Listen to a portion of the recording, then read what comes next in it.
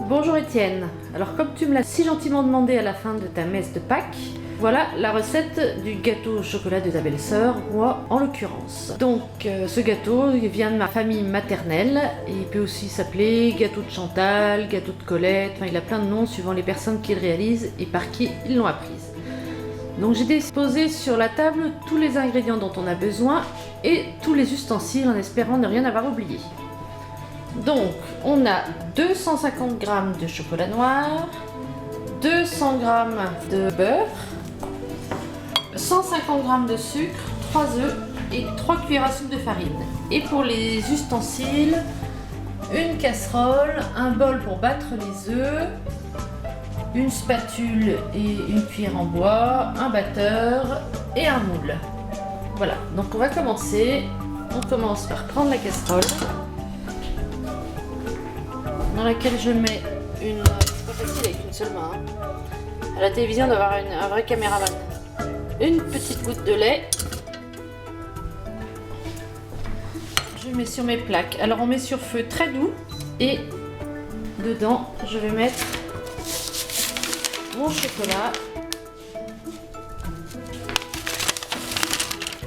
Que je fais fondre.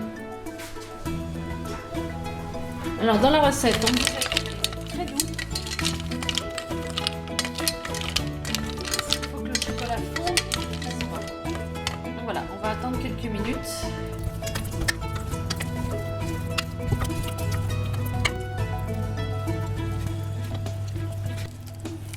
Alors, ça y est, on a obtenu un chocolat qui est fondu.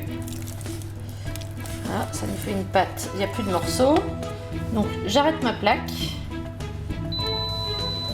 Et je mets le beurre.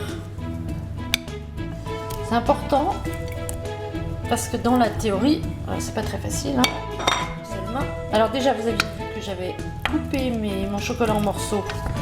Je trouve que c'est plus rapide pour le faire fondre. Et la même chose pour le beurre. Et on arrête la plaque parce que dans la théorie, le beurre ne doit pas fondre dans le chocolat, mais s'incorporer dans le chocolat.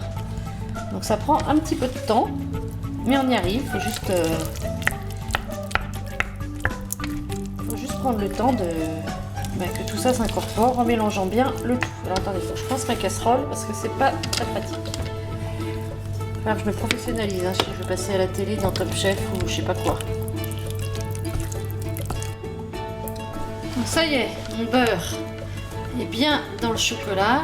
Je sais plus si je vous avais précisé que je sortais un peu avant, vers environ 20 minutes avant, enfin un petit peu avant pour qu'ils soient un peu tendres et pas trop durs. Ça fait gagner du temps toujours. Maintenant, on incorpore les œufs. Donc, il faut séparer les blancs des jaunes. Hop, un premier. Et je mets le jaune que je mélange vite, parce qu'on m'a toujours dit que quand c'est chaud, là c'est tiède, c'est pas très chaud, il faut vite mélanger le jaune pour pas qu'il cuise. Ça c'est la théorie. Je répète bêtement ce qu'on m'a raconté quand j'étais petite. Comme quoi, désolé si je me rate, je me marie.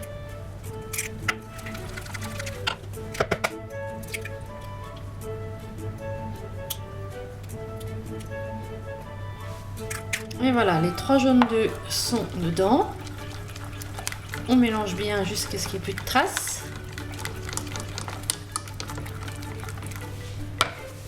Je rajoute maintenant le sucre.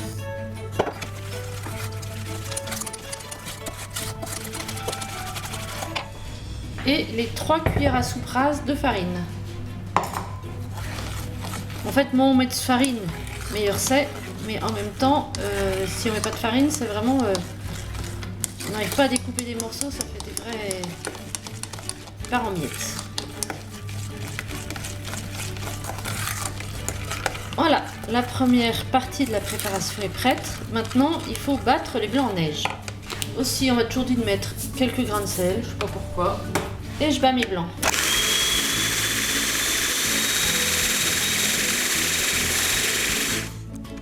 Voilà, mes blancs sont bien fermes. On démonte tout et on va incorporer le tout dans le gâteau.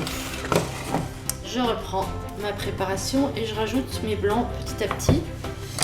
Et je les incorpore, donc sans mélanger fort, on mélange doucement pour ne pas casser les œufs que je viens de battre et qui sont bien fermes.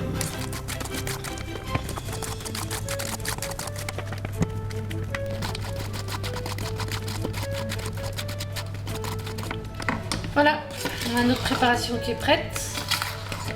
Je vois plus de blanc, je vois plus rien, c'est homogène.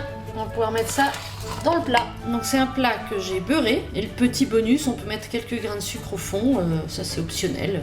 On le fait ou on le fait pas. C'est pas le plus important je pense. On racle bien les ustensiles pour ne rien perdre. D'où l'importance de la spatule. J'essaie de me mettre dans le sens pour que vous voyez quelque chose.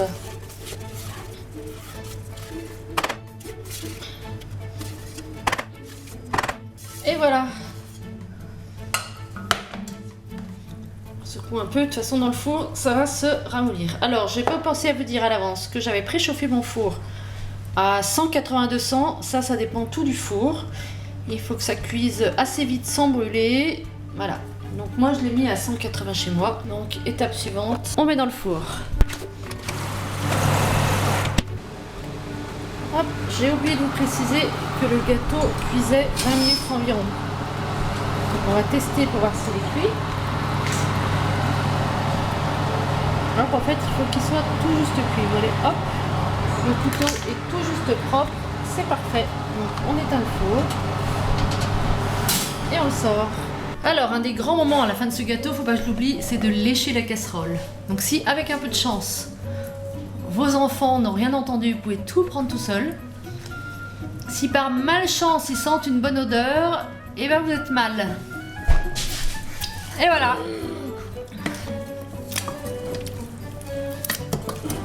Au secours! Alors j'avais fait le gâteau dans un moule carré. Traditionnellement, je le fais toujours comme ça, mais on peut le faire dans n'importe quel plat en porcelaine, plat gâteau que vous voulez. L'avantage de mon moule carré en métal, c'est que je peux le démouler. Voilà, mais si vous avez un autre joli plat, ça fera un aussi bel effet. Et bien maintenant, il ne me reste plus qu'à vous souhaiter Étienne, surtout à toi, de faire un bon gâteau et régale-toi bien. À bientôt!